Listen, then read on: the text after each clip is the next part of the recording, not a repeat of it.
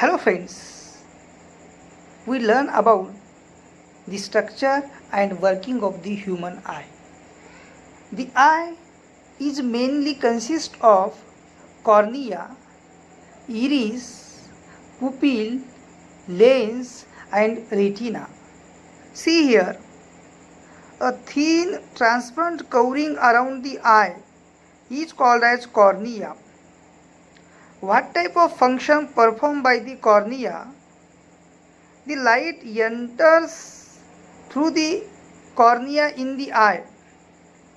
Maximum amount of light is refracted inside the eye at the outer surface of the cornea. Next to cornea, there is iris. Just behind the cornea, there is a dark fleshy screen, and this dark fleshy screen is called as iris. The color of iris is different for different people.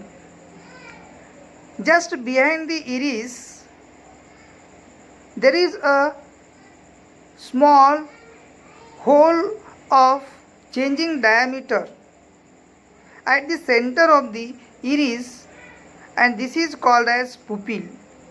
Pupil control the amount of light. When more amount of light or a bright light fall on the eye, then pupil contracts. While a dim light is fall on the eye, then it dilates. Just behind the pupil, there is a double convex transparent crystalline lens.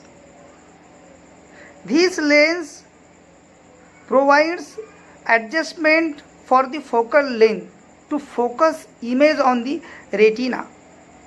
This lens creates real and inverted image on the screen. Real and inverted image creates on this screen. This screen is called as retina. And retina made up of sensitive cells, and these sensitive cells are light sensitive. Means retina is made up of light sensitive cells, and when light falls on the retina, then these cells get excited and they create electrical signals, and the created electrical signals pass or convey towards the brain through these optic nerves. Then brain receives these electrical signals and later on analyze these electrical signals and creates. In such a manner, we pursue these objects. Actually are they?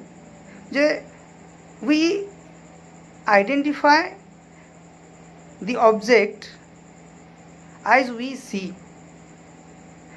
This is about the structure and working of the human eye.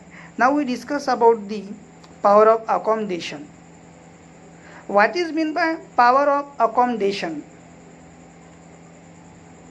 The lens has a capacity to change its focal length as per need. This is called as power of accommodation of the eye. See here, when light coming from distant object, then lens becomes flat, and when lens becomes flat, then the distance between lens and retina goes on increases. As the distance between lens and retina goes on increases, then the focal length also increases. But when light coming from the nearby object, then the lens becomes bulges, and when lens becomes bulges, then the distance between lens and retina goes on decreases as the distance between length of the optical center and retina goes on decreases, then the focal length also decreases. This is called as power of accommodation. Means lens has a capacity to change its focal length as per need. This is called as power of accommodation. Now we discuss about the minimum distance of distinct vision. Minimum distance of distinct vision means we can see objects clearly. We can see objects clearly without creating stress on the eye. When object is near, then it is called as minimum distance of distinct vision. The position of object at which distance is called as near point eye, and the near point eye is 25 centimeter. Means below 25 centimeter we cannot see object. Then far distance of distinct vision.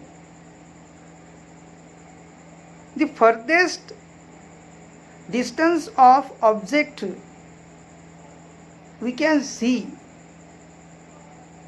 without creating stress on the eye, then it is called as far distance of distinct vision. The position of object at which distance is called as far point of an eye, and the far point of an eye is infinite. This is about the working of an human eye. I hope you understand this video.